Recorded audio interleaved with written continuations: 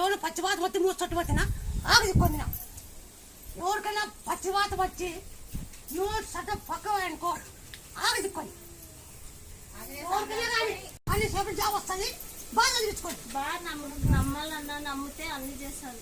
పత్తి చేనులో ఉన్న మా ఎక్కాయ కొడుకు దొనేకల్లోన ఆ పిల్లోడు బడికి పోకుండా వాళ్ళు డబ్బులు కట్టినా నేను పోనని ఉంటున్నా.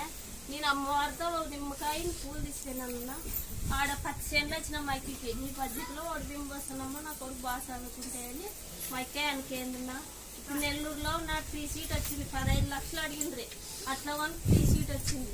అమ్మని నమ్ముకున్న వాళ్ళకి మాత్రం మంచిగా చేస్తాడు.